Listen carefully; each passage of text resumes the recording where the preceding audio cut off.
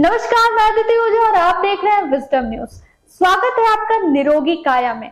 आज का जो हमारा विषय है, या यूं कह लीजिए आज हम जिस समस्या के बारे में बात कर रहे हैं वो आजकल युवाओं में काफी आम हो गया है। युवाओं क्या, आजकल के समय में जिस तरह से बदलाव हो रहा है उस हिसाब से काफी आम हो गया है। आज हम बात करेंगे पेट के गैस के बारे में, और उसी पर चर्चा के लिए हमारे साथ मौजूद हैं आचार्य श्री होरी जी, जो उत्तर प्रदेश के आयुर्वेद के निर्देशक रह चुके हैं। सर, बहुत बहुत स्वागत है। जो हमारा सबसे पहला सवाल सर आपसे है वो ये है कि गैस के क्या कारण होते हैं और कैसे बनती है? एक बहुत बड़ी समस्या हुई है। जैसे जैसे दुनिया में प्रगति हुई है, समाज विकसित हुआ है, भागदौड़ की जिंदगी बढ़ी है, तो उसी में जो लाइफ स्टाइल चेंजेस आए हैं, जीवन शैली बदली है, तो गैस की समस्या जो पेट में गैस बनती है वो बहुत भारी जनसंख्या में ये बीमारी बढ़ी है। पहले तो 40-50 साल के बाद जब उम्र बढ़ती थी तब ये गैस की समस्या होती थी और पेट में ज्यादा गैस बनने की शिकायत होती थी। अब ये देखा जा रहा है कि युवा पीढ़ी में भी बहुत लोगों को गैस की परेशानी होती, खास रूप से उन लोगों को जो दिन भर बैठकर काम करते हैं या लेथार्जिक लाइफ जीते हैं, आराम ज्यादा करते हैं, फिजिकल वर्क कम करते हैं, मानसिक वर्क बहुत करते हैं, लगातार करते हैं।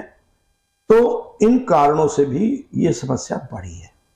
तो पहला जो इसका मूल दर्शकों के लिए समझाना है, तो पहले ये समझना है कि कारण क्या है, जैसा कि आपने पूछा कि आखिर क्या कारण है कि गैस पेट में लोगों को ज्यादा बन रही है। देखिए, जहां तक वैज्ञानिक स्थिति है कि गैस तो सबको नॉर्मल वे में भी बनती है।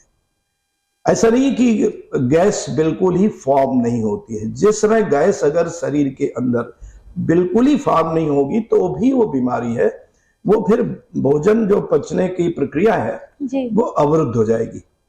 तो गैस, अब कहां पर गैस बनती है ये भी समझ लेना चाहिए।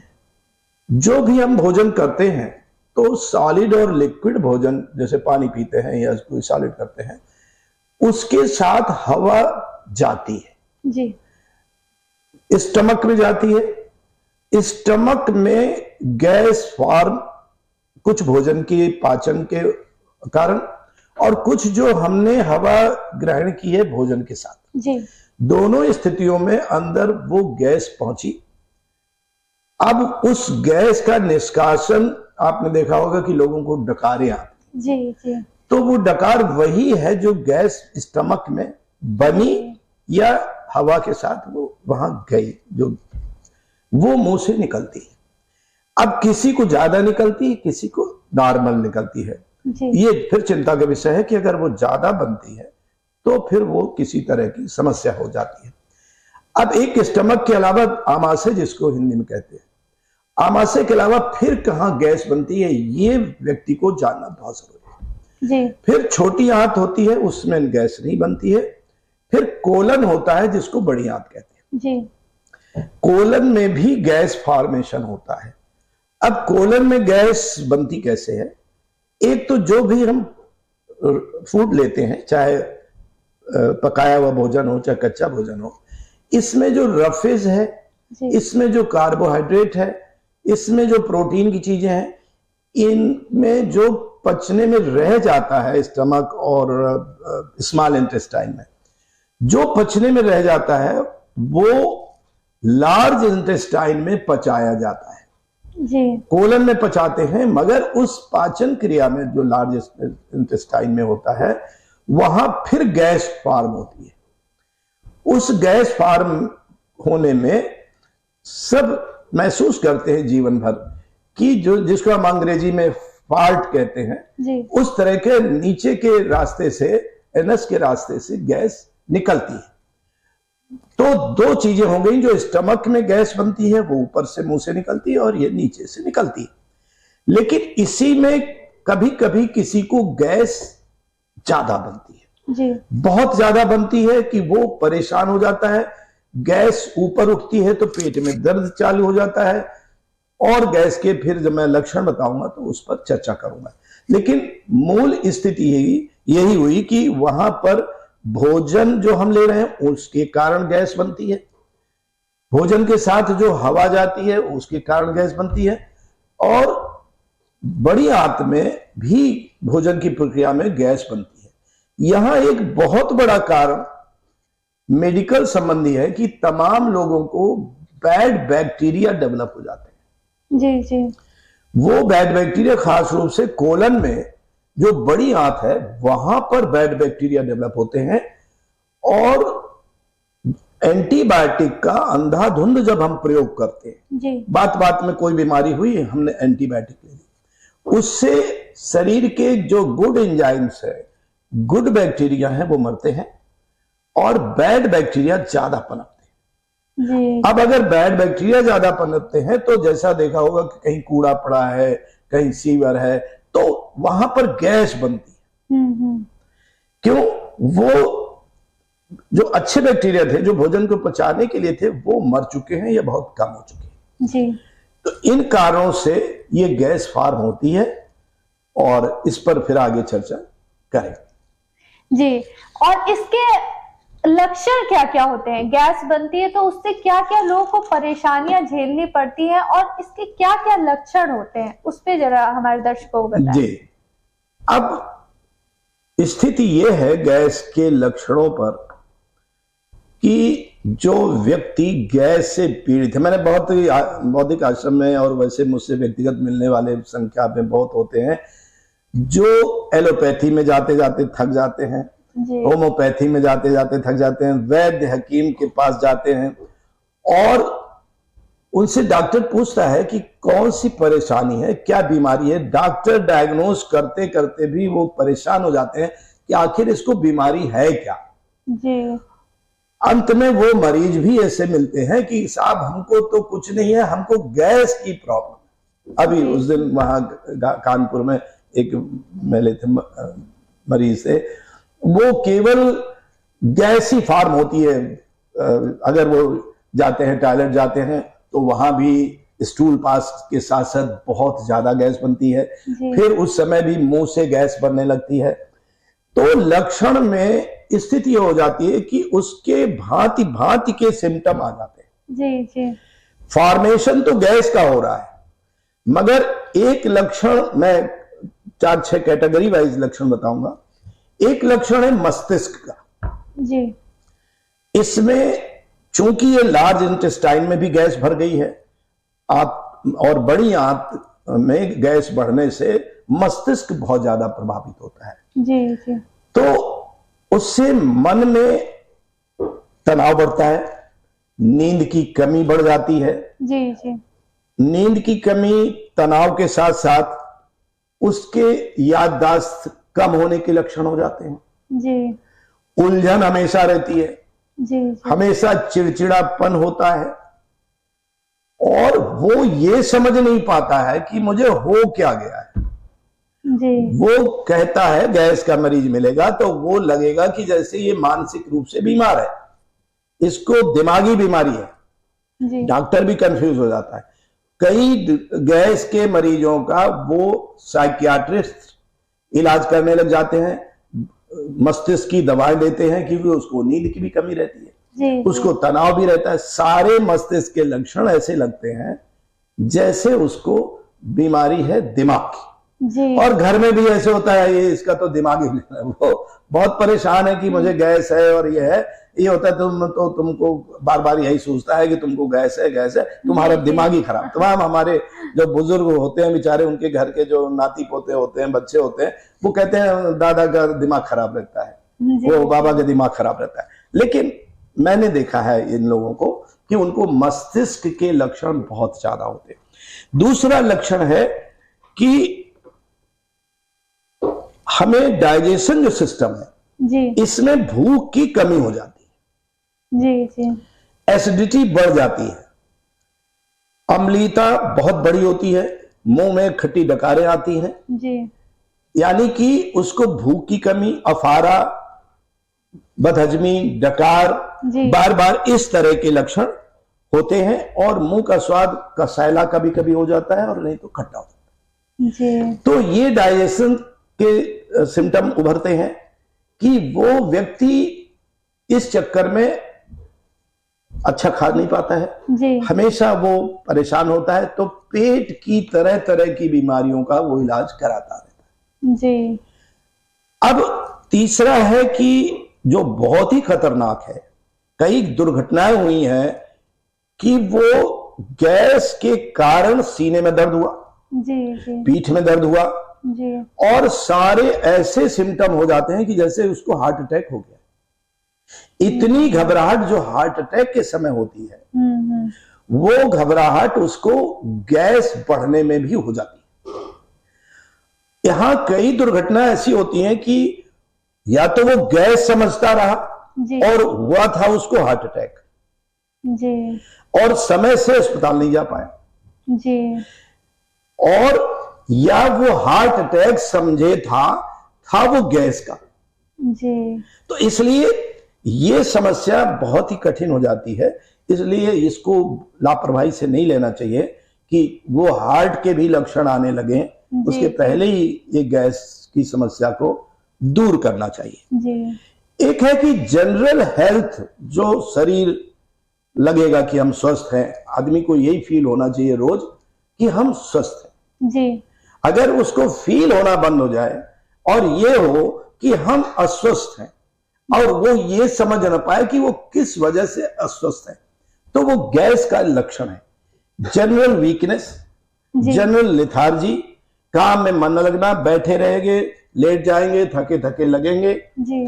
तो जनरल हेल्थ डाउन हो जाता है। और जनरल हेल्थ जब डाउन होगा तो वो डे टू डे के जो काम होते हैं उनको भी नहीं कर पाता है। जी। एक और है कि जिनको इस तरह की प्रॉब्लम क्रॉनिक हो जाती है, ज्यादा दिन से हो जाती है, उनके स्किन में कमी आने लगती है, स्किन की बीमारियां बढ़ती हैं, और यहाँ चकत्ते बढ़ने लगते हैं और काले काले धब्बे होने लगते हैं, या उसको जैसे कि जिनको कील मुहासे कहते हैं उनकी संख्या बढ़ जाती है। आंखों में आंसू वैसे ही जैसे पानी गिर रहा होता है तो पानी सा गिरने लगता है। तो ये स्किन से रिलेटेड भी समस्याएं हो जाती है। अब स्किन, डाइजेशन सिस्टम, मस्तिष्क, जनरल हेल्थ, जी। ये सब खराब होने के साथ साथ फिर रात में चूंकि उसको नींद नहीं आती, कई बार उठ के बैठना पड़ता है, तो आईबीएस इसको गैस्ट्रोएंटरोलॉजी में बोलते हैं, जो इंटेस्टाइन का जो बाउल होता है वहां स्वेलिंग हो जाती है, गैस फॉर्म होते होते आंतों में सूजन हो जाती है, और सूजन होने से दूसरे तरह के सिम्टम होने लगते हैं कि जो आंतें प्रॉपर काम करती थी वो अब गैस की वजह से भी पाचन नहीं हो पा रहा है। जी। तो लक्षण अगर कहा जाए कि जितनी भी बीमारियां शरीर में होती हैं उन सबके मिले जुले लक्षण गैस में होने लगते हैं। तो ये तो लक्षण की बात थी, और इस चर्चा को हम और अपने दर्शकों को आगे बढ़ा रहे हैं। आपने लक्षण बताया, परेशानियां बताई, अब हमारे दर्शकों का एक और जो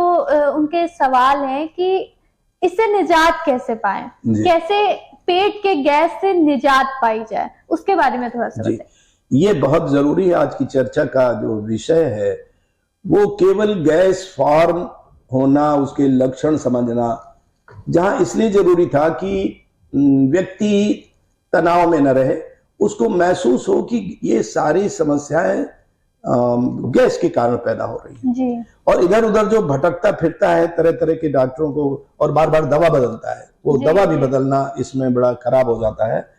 तो इसलिए लक्षण समझना जरूरी था। अब हम उपाय करते हैं कि आखिर अगर गैस फॉर्मेशन ज्यादा होता है जी। तो उसको कम कैसे करें। जी। देखिए, यह मानकर चलिए कि गैस नेचुरल चीज है, उसका फॉर्मेशन एक लिमिटेड मात्रा में अगर होगा तो आप स्वस्थ हैं जी। ये दिमाग से निकाल दीजिए कि गैस के मरीज को अगर एक भी डकार आ गई तो वो घबरा करके कहता है कि मेरा गैस ठीक नहीं हो रहा। ऐसा नहीं है, स्वस्थ आदमी को भी डकार आती है, जी स्वस्थ आदमी को भी नीचे के रास्ते से फाट होता है, हवा निकलती है, ये स्वस्थ आदमी के लक्षण है। तो एक तो दिमाग से वो ये निकाल दे, क्योंकि गैस के मरीज मानसिक रूप से बहुत विक्षिप्त हो जाता है, परेशान रहता है हमेशा हमेशा। उससे कुछ भी बात करो, और कैसे क्या हाल है, बोले आजकल मेरे गैस बने। उससे पूछो और परिवार में क्या हाल है, बोले मेरे गैस बने। वो हर चीज का उत्तर कहता है मेरे गैस बने। तो दिमाग में वो उसकी गैस भरी रहती है। जी। तो इसलिए उपाय में पहले तो ये मान ले कि कम मात्रा में गैस बनना नेचुरल है, वैज्ञानिक है, साइंटिफिक है। अब अधिक कैसे बनने लगती है और उसका उपाय क्या है? जी। बात बात में एंटीबायोटिक आप नहीं खाएं। कहीं आप बीमार पड़े हैं, परिवार में बच्चे बीमार पड़े हैं और भी कोई सदस्य बीमार पड़ा है, तो कोशिश करें एक तो एंटीबायोटिक न लेना पड़े, और अगर लेना पड़े तो जैसे डॉक्टर लिखता है कि ये 3 दिन के लिए है जी, खाना खाने के बाद लेना है, खाली पेट नहीं लेना है, तो उसी का ध्यान रखें और ज्यादा दिन तक कंटिन्यू ना करें। तमाम घरों में या तमाम लोगों को मैं देखा करता हूं कि एंटीबायोटिक डॉक्टर ने तो 3 दिन या 5 दिन के लिए लिखा है या 7 दिन के लिए। जी। मगर वो मरीज इसलिए भी और ज्यादा दिन तक लेता है कि मैं पूरी तरह से ठीक हो जाऊं। हाँ जी। ये देखा होगा कि घरों में लोग बढ़ा करके और समय लेते हैं। फिर तब तक दूसरी कोई बीमारी हो गई तो उसका फिर एंटीबायोटिक, तीसरी बीमारी। आजकल गंगा के पानी में भी ऐसे बैक्टीरिया पैदा हो चुके हैं जिन पर अब किसी भी एंटीबायोटिक का असर नहीं हो रहा है। ये एंटीबायोटिक रेजिस्टेंस बोलते हैं इसको। तो इसलिए अगर शरीर में यह स्थिति हुई तो एक तो पहला उपाय है कि एंटीबायोटिक बहुत ही जब जरूरी हो तब लें, जी एक उपाय। दूसरा, जो हम भोजन करते हैं, शुरू से प्राकृतिक चिकित्सा में, आयुर्वेद में खास रूप से कहा गया है कि हम चबा चबा करके बहुत महीन करके भोजन करें। जी। उससे क्या होता है कि जितना ही मुंह में लुगदी सा बन जाएगा तो गैस जो हवा है वो कम जाएगी। जी। क्योंकि अगर हम साबुत निगलते चले जाते हैं, आपने देखा हो जो जल्दी जल्दी खाते हैं उनके वो हवा मुंह के अंदर से पेट में चली जाती है। जी। तो बहुत ही पचा करके खाने की मुंह में सही जरूरत है। उसको चबा के खाएंगे तो सलाइवा भी मुंह के अंदर ज्यादा बनेगा, तो सलाइवा उसको पहले से पचा लेता है, तो गैस से आपको आराम मिलेगी। तो पहले भोजन में ये सावधानी करें। दूसरा सावधानी करेंगे कि जंक फूड गैस के मरीज को बिल्कुल नहीं लेना है। जी। अगर गैस की लगता है ये लक्षण है जो हमने अभी बताए थे, तो जो भी तला भुना और जो भी जंक फूड है या कार्बोनेटेड ड्रिंक्स है, कोल्ड ड्रिंक्स है, ये नहीं लेंगे। जी। कम से कम जितने महीने 2 महीने जो सावधानी हम बता रहे हैं उस दौरान ये बिल्कुल नहीं लेंगे। बाद में भी कम लेंगे, क्योंकि एक तरफ आप सावधानियां कर रहे हैं और दूसरी तरफ ये चीजें ले रहे हैं तो कम लाभ होगा। तो जंक फूड नहीं लेंगे, कोल्ड ड्रिंक्स नहीं लेंगे। अब लाइफ स्टाइल में पचाकर उसको चबा चबा करके खाएंगे। एंटीबायोटिक आप बहुत ही रेगुलेटेड वे में लेंगे, अदरवाइज नहीं लेंगे। एक बात यह है कि आप लाइफ स्टाइल को तनाव कम से कम लेने की कोशिश करें। जी। जीवन में बड़ी फास्ट लाइफ है, बात बात में आदमी को काम करना होता है, तो वो तनाव से ग्रस्त होता है। कभी परिवार के तनाव, कभी अपने कैरियर का तनाव, व्यक्ति का तनाव, सब होता है। ये मान करके चले कि जैसे कि धार्मिक ग्रंथों में खास रूप से गीता में कहा गया है कि कर्मण्येव अधिकारस्ते मा फलेषु कदाचन। कर्म में तेरा अधिकार है, फल में तेरा कोई अधिकार नहीं। जी। तो तुम अपने पर विश्वास करो कि हम जो कर्म कर रहे हैं वो संतोष देने वाला होना चाहिए। हम जितना क्षमता है उतना हम कर्म कर रहे हैं। जी। इससे ज्यादा ओवर वर्क करोगे तो तनाव बढ़ेगा। फिर रोज देखोगे कि अभी हमारा ये पूरा नहीं हुआ, तो तनाव बढ़ेगा। इसलिए लाइफ को बहुत इजी वे में लीजिए, करिए हार्ड वर्क। जी। हार्ड वर्क करिए, चाहे ज्ञान प्राप्त करना हो, चाहे कर्म करना हो, हार्ड वर्क करिए। लेकिन कैलकुलेट ना करिए कि अरे हम ये पिछड़ गए, ये पिछड़ गए। और एक बात और ध्यान रखिएगा कि जब सोने जाते हैं, क्योंकि गैस के मरीज को सबसे बढ़िया उपाय है कि उसको गहरी नींद आनी चाहिए, सोना अच्छा चाहिए। अगर रात में वो जागता है तो गैस फॉर्म ज्यादा होगी। जी। तो जब वो सोने जाता है तो दिन भर का जो काम का कैलकुलेशन है सोते समय नहीं करे। जी। हर व्यक्ति की एक आदत होती है कि जब वो लेटता है तो दिन भर के किस्से वो अपने मन में सोचता है। जी। कि आज मैंने क्या कहा, आज मुझे कहां से डांट मिल गई, या आज मैंने किसको डांट दिया, आज मेरा ये काम पिछड़ गया, वो काम पिछड़ गया। ये चीज सोते समय मत सोचिए। जी। ये जैसे दिमाग में आए तो कहो कि हम सुबह ये दिमाग को लगाएंगे कि अब हमें क्या करना है। सोते समय ये अब नहीं, तो लाइफ स्टाइल को बदल ले कि हम सोते समय ये चिंतन नहीं करेंगे, क्योंकि हमें गैस से मुक्त होना है, हमको प्राकृतिक जीवन जीना है। एक बात और है कि रात का भोजन आप सूरज डूबने के पहले कर लें तो बहुत अच्छा है, क्योंकि जो देर रात में खाया जाता है उसका पाचन, लीवर के जूसेस निकलते हैं, स्टमक के जूसेस निकलते हैं, वो बहुत अच्छी तरह से नहीं कर पाते हैं कि उस समय शरीर सोने की मुद्रा में जाता है। जी। कभी भी पशु पक्षी को देखिए, जैसे अंधेरा होता है वो सोने चला जाता है। जी।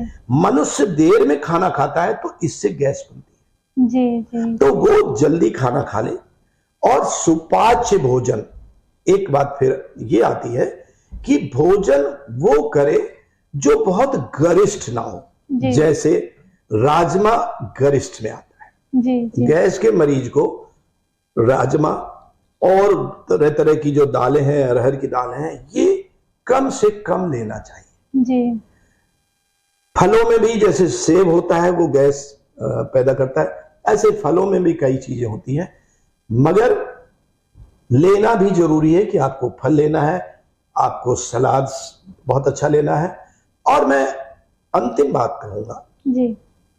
कि जैसे ही आपने एंटीबायोटिक नहीं लिए हैं तो बैक्टीरिया, जो गुड बैक्टीरिया हैं, गुड एंजाइम्स हैं, जिनको प्रोबायोटिक एंजाइम्स कहते हैं, वो सब शरीर में धीरे धीरे बनना चालू होती है। जी। तो उससे आपकी पाचन प्रणाली ठीक हो जाएगी, तो गैस आपकी जो नॉर्मल होती है उतना ही बनेगी, बाकी नहीं बनेगी। जी। सारा जो तरीका है वो उन्हीं एंजाइम्स का है। एंजाइम्स जो अच्छे एंजाइम्स हैं कम हो गए हैं, इसलिए भी गैस बहुत बनती है। तभी गैस का मरीज हर विधा के डॉक्टर के पास जाता है, एलोपैथी, होम्योपैथी, आयुर्वेदी, हकीम, नीम, सारे, फिर झाड़ फूक में पहुंच जाता है, टोना टोटका में पहुंच जाता है। तमाम बोले वो तो इसको तो चुड़ैल आ रही है, इसको भूत आ रहा है, और वो गैस की वजह से चीखती है, खास रूप से लेडीज को ही बहुत।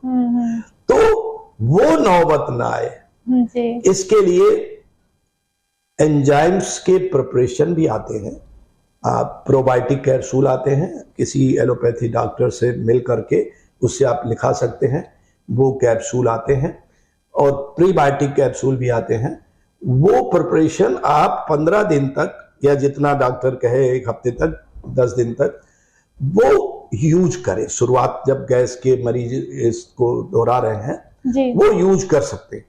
जिनको लगता है कि ये हमें यूज नहीं करना है, तो आयुर्वेद में एक द्राक्षासव होता है। जी। वो बड़ा जो मुनक्का होता है, जी। उससे बनाते हैं। तो द्राक्षासव पूरे इंटेस्टाइन को बहुत ही रेगुलेट करता है। जी। तो खाना खाने के समय दोनों बार पानी में मिला करके द्राक्षासव लेना चाहिए, उससे पाचन शक्ति बहुत सुधरती है। कुमारियासव एक होता है जिसको एलोवेरा आप कहते हैं, एलोवेरा, तो ये भी पाचन शक्ति को ठीक करता है। और एंजाइम्स जो नेचुरल की मैं बात करता हूं, हमेशा नेचुरल एंजाइम में एक तो एसिडिटी आपको कम कर लेनी है। शरीर में अगर अम्लीयता बहुत बढ़ी हुई है, एसिडिटी बढ़ी है, तो गैस बनेगी। तो इसके लिए सुबह खाली पेट आधा नींबू ले ले पानी में मिला करके, तो वो ले ले। और क्षारीय चीजें ज्यादा खाएं शरीर में, जैसे मैंने कहा सलाद, ग्रीन सलाद, वो चीजें ज्यादा खाएं। और अभी मैं बता रहा था कि प्रोबायोटिक कैप्सूल के अलावा, क्योंकि आप कहां तक कैप्सूल लेंगे, तो वो जो भी फर्मेंटेड फूड होता है, जी जी जैसे साउथ इंडियन का इडली है, सांभर है, वो सब चीजें हैं। उत्तर भारत में हमारे यहाँ दही, जी छाछ, मट्ठा, ये सब फर्मेंटेशन हो जाता है, उसको बैक्टीरिया उसको फर्मेंट कर देते हैं। इनमें वही प्रोबायोटिक एंजाइम्स बहुत होते हैं। तो चाहे जितना गरिष्ठ भोजन खा लें, खास रूप से पंजाब के लोग बहुत ही गरिष्ठ भोजन खाते हैं, मगर एक गिलास मट्ठा पीते हैं, जी जी तो उससे उनका वो एंजाइम्स मिल जाते हैं। तो आप घर में, मैं अभी बता रहा हूं आपको उदाहरण, आप चुकंदर खाते हैं, शरीर के लिए बहुत अच्छा है। चुकंदर को मैं स्वयं ऐसा प्रयोग करता हूं। चुकंदर को काट करके धुल लीजिए, साफ के टुकड़े, बड़े बड़े टुकड़े करिए। एक कांच की बोतल लीजिए, कांच की बोतल मान लीजिए वो 1 लीटर का है तो या 2 लीटर का है, तो उसमें वो चुकंदर के टुकड़े भर दीजिए और वजन के आधार पर 2% यही सेंधा नमक या सफेद समुद्री नमक उसमें डाल दीजिए जी और उसको ढक्कन को बंद कर दीजिए या कपड़े से ढक दीजिए ताकि उसके अंदर की गैस निकलती रहे। आप देखेंगे कि उसी में 2-3 दिन के अंदर अंदर उसका रंग बदल जाता है चुकंदर का, जी जी और उसका जो पानी होता है वो फर्मेंटेड हो जाता है। विदेशों में, पश्चिमी देशों में इस तरह का फूड जो ड्रिंक्स तैयार करते हैं वो फ्रिज में फिर रख देते हैं 4-5 दिन बाद। जी जी खाना खाने के बाद वो 1 गिलास या आधा गिलास ले लेते हैं। गैस के मरीज को ये प्रयोग बहुत करना चाहिए। कई बार वो चुकंदर का कर सकते हैं, कई बार दूसरी सब्जियों का भी ये किया जा सकता है। तो मैं समझता हूं कि गैस की समस्या बहुत ही एक तरह से कठिन है, तो दूसरी तरफ से बहुत आसान है। जी इसमें कहीं किसी वैद्य और डॉक्टर के पास जाने की जरूरत नहीं है। जो मैंने बताया है उसको अक्षरशः पालन करें, लेकिन विश्वास करना बहुत जरूरी है। मरीज में सबसे खराबी होती है कि गैस का मरीज खास करके विश्वास नहीं करता। जी 4 दिन सावधानी करेगा, इसके बाद फिर दूसरे डॉक्टर के पास जाता है और वो तरह तरह की दवाएं, तरह तरह के चूरन, तरह तरह की चीजें दे करके आंतें और खराब हो जाती है। जी जी तो इसलिए आंतों की सुरक्षा करना बहुत जरूरी है। और मैं समझता हूं हमारे दर्शक इसमें अभी इसी वीडियो में मेरा मोबाइल नंबर होगा, उसमें वो पूछ सकते हैं, कभी प्रश्न पूछ सकते हैं, और जो YouTube में कमेंट करके भी अपनी समस्याओं को रख सकते हैं, ताकि अगर कोई बात रह जाती है कि हमें दोबारा बताना हो किसी दर्शक को, तो हम दोबारा बता सकते हैं। धन्यवाद, आप सबको बहुत बहुत शुभकामनाएं। बहुत बहुत धन्यवाद सर, इतनी महत्वपूर्ण जानकारी देने के लिए। आशा है हमारा ये एपिसोड हमारे दर्शकों को जरूर पसंद आएगा। अगर आपको भी ऐसी कोई समस्या है या इस समस्या से जुड़ी कोई भी प्रॉब्लम है, तो आप हमें कमेंट में बताएं, आपको उसका उत्तर जरूर मिलेगा। अगर आपको ये वीडियो पसंद आया हो तो इसे लाइक करें, शेयर करें, औरों तक जरूर पहुंचाएं, और हाँ, सब्सक्राइब जरूर करें विजडम न्यूज नेशनल को। अगले हफ्ते फिर आएंगे कुछ नए विषय के साथ, तब तक देखते रहिए विजडम न्यूज।